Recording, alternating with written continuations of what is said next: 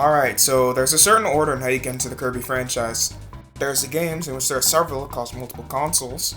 Then there's the Kirby anime, which aired in the early to mid 2000s, and nearly every episode is on YouTube. And at the very, very bottom, there's a Kirby manga. Or at the very least that's how I see it, because the majority of it has remained Japan exclusive for years. Now the majority of you might be wondering two things. Number 1, who the hell are you? And number 2, since when was our Kirby manga? Well, hold on just a minute, because this is even the first time that Kirby appeared in printed paper form. Around the early 90s, Germany received their own version of Nintendo Power called Club Nintendo, not to be confused with the Club Nintendo rewards program of the same name. They essentially served the same purpose of regular Nintendo Power, but what made this special were their comics of various Nintendo franchises. And some of these weren't even just typical comic strips, but full-on comic book experiences. Most of these comics were just ads, but franchises like Mario, Zelda, and Donkey Kong had actual stories to tell. Some of them even had crossovers like Bomberman. I won't go in depth on these as I don't know how to read, but some of these are fully translated, so if any of this interests you, then look in the description below. Going back to Kirby, they had 2 comics based on the Kirby franchise, and for some reason both of them are detective themed.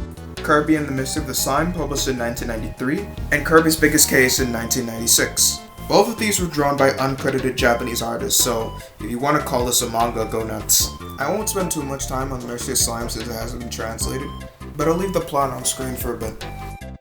Also, the comic received crossover from many games that were relevant at the time, including Plug. I haven't played that game, and even I agree it deserves attention. Kirby's Biggest Case has the same cast, but is far more lighthearted.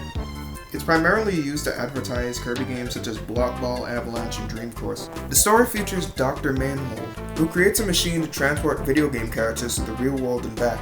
Also, while the general story is more lighthearted, the tone and humor is far more vulgar, featuring suggestive themes, human corpses, raunchy humor, and a scene where Kirby barges into the women's bathroom. I think the weirdest part of this comic was an interview in which the creator said he disliked Sakurai, and was going to spite him by turning Kirby into a freak. He was probably joking, but considering the tone of the comic, who the hell knows? Again, if you're interested in the comics, links in the descriptions, and unlike the previous ones, the fine folks at Kirby Rainbow Resort translated the entire thing, so feel free to read. Anyway, now that we're done with the Germans, we can finally get to the Japanese Kirby manga. Or rather, mangas. There are dozens of these, going as recent as this year. A lot of these are drawn by completely different artists with completely different visions and published by completely different companies. Though to be honest, unlike the Club Nintendo comics, information about these is far more scattered and all over the place. So if I get information on any of these wrong, I'm sorry in advance. The timeline I'm following is the Kirby Manga Master Post posted by Popstar Press Translations, who I'll leave in the description. But the post hasn't been updated since 2018. Obviously not the fault of the author, but still. As said before, each comic has a completely unique vision depending on the director, and it shows depending on the manga. Some of them have humans in them, some of them are made for kindergartners, a lot of them are just 4-panel strips. My favorites are the ones that are just completely whatever. Like, yeah, I suppose that in the games Kirby can probably suck up an entire school, and then turns out to be the teacher, student, and principal. If you're wondering where this is from Kirby Marutetsu Puyo Puyo Puyo Hour. Trust me, I cannot do justice on how bizarre these ones are.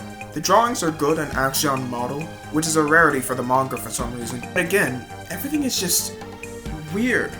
And now let's talk about the chapter I just mentioned earlier. Teacher Kirby's lesson begins. In this thrilling chapter, Kirby got a school stuck in his throat. And after throwing up the entire school and class starts, turns out he's actually the principal and a teacher. Also, every period is lunchtime. Everyone gets confused on a question including Meta Knight, Marx, Nebulous, and Magalore. And then they graduate. And after Kirby reminisces about events that never happened, DDD notices that the school has disappeared. But it just turns out that Kirby inhaled it again. Wow, what a thrilling tale.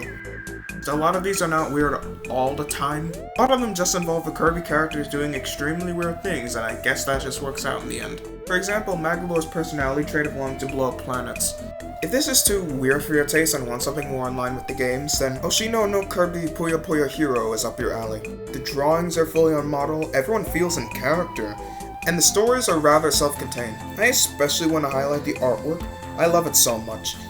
Unfortunately, both this, as well as the sequel, Ultra Puyo Puyo Hero, has been treated poorly and its creators at least want it to be reprinted already. As such, it's pretty hard to find, but Popstar Presses translate the first 3 issues if you're interested. But easily the biggest Kirby manga in Japan at least is Kirby of the Stars, The Legend of King Dedede in Dreamland.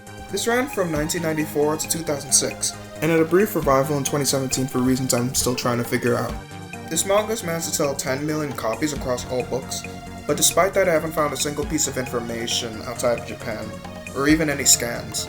It's just one of many comics published by Koro Comics, which is a monthly manga magazine which features many popular characters such as Doraemon and Pokemon. In fact, Morisetsu Puyo Puyo Hour is also published by Koro Comics. That being said, remember when I said that none of the manga was going to get an official release? Viz Media, one of the biggest manga translation companies in the world, was originally going to translate the manga over a decade ago, but never saw the light of day unfortunately. Until now! From what I hear, Viz Media is doing multiple translation of The Legend of King Dedede in Dreamland, which is pretty cool. It's planning to release in June of 2021, and while this video suddenly turned into an ad, I do think that if you're interested in what I've been talking about for however long this video turns out to be, then you might want to check this out when it launches. Who knows, we might get more manga officially released in the future, or maybe we can get those Mitakase Kirby light novels that I heard are really good. Only time and money can tell. But all I can say is that this video managed to interest you a little bit about the Kirby manga, then check it out. I promise that it is going to be an interesting experience.